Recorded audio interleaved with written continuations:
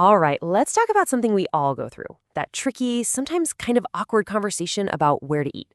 Today, we're going to turn that moment of, I don't know, into a super smooth, positive social thing. Okay, let's dive right in.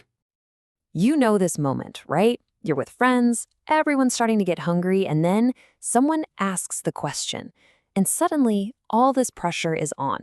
It seems so simple, but man, it can be surprisingly stressful trying to figure it out when everyone's got different tastes. But what if it didn't have to be like that at all? What if it could actually be easy? In this explainer, we're going to give you a simple toolkit. It's just 4 key phrases. And once you master these, trust me, you'll be able to handle any dining decision with total confidence. So, first things first, how do you even get the ball rolling? Believe it or not, the way you ask the question can totally set the tone for the whole conversation. This right here, this is your perfect opener. It's so simple, but it's brilliant because it's collaborative. Instead of pointing at one person and saying, you pick, it invites everyone to chip in with their ideas. It's like opening a door instead of making a demand.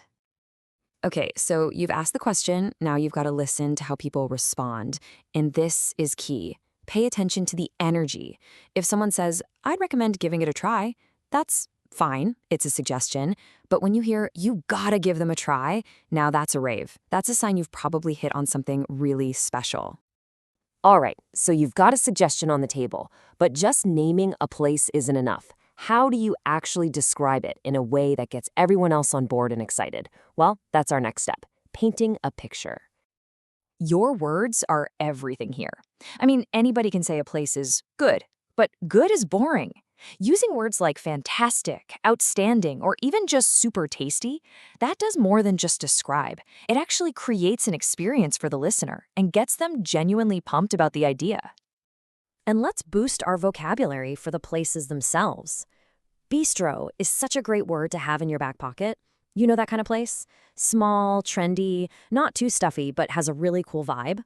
That's a bistro. This is one of my all-time favorite phrases. A hole in the wall. It just so perfectly captures that hidden gem, that little, maybe kind of rundown looking spot that you just know serves the most amazing, authentic food in the whole city. It's the ultimate insider tip. Okay, now for the really tricky part. What happens when someone suggests a place and you're just not into it? How do you say no without sounding like a jerk and totally killing the vibe? This shows the difference so perfectly. Look at the left. I don't like Italian food. It's so blunt, right? It's a conversational dead end. But now look at the right. The phrasing is way softer, it's more polite, and it keeps the conversation going. And this is the magic phrase that makes it work. I'm not all that crazy about. It is the perfect tool. It lets you be totally honest about what you want without making the other person feel bad for their suggestion. It's about your preference, not a judgment on their taste. So, once you've politely turned down an idea, the ball is in your court. The absolute best way to keep things positive is to immediately offer up a new idea of your own. And this is your go-to phrase for that. I'm in the mood for.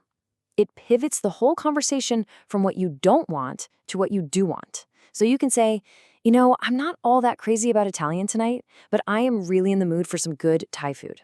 See how that works? It's a smooth transition that moves everyone closer to a decision. And hey, just a quick, funny word of warning here. Always know your audience. I had a friend who recommended this fantastic hole-in-the-wall taco place he loved. Well, his guest ended up getting food poisoning. So, yeah, it's a good reminder that even the best recommendation has to be the right fit for the whole group. All right, let's put this all together. We've just built a complete 4-part toolkit that's going to help you navigate pretty much any conversation about where to eat. So here it is, the whole flow. You start by asking for suggestions. You describe the ideas with exciting, vivid language. If you have to, you politely say no with, I'm not all that crazy about, and then you immediately follow up by saying what you're in the mood for. It's a simple 4-step sequence that just works. And let's remember why any of this matters. The end goal isn't just about finding the perfect taco, although that's obviously a huge plus. It's really about having a great conversation and a fun, positive experience with the people you care about. These tools just help make that happen. So I'll leave you with this question to think about. Language is so much more than just words, right? It's a tool for connection. So the next time you're trying to decide where to eat, think about how using the right phrase could do more than just find you some good food. It could actually build a better, stronger connection with your friends.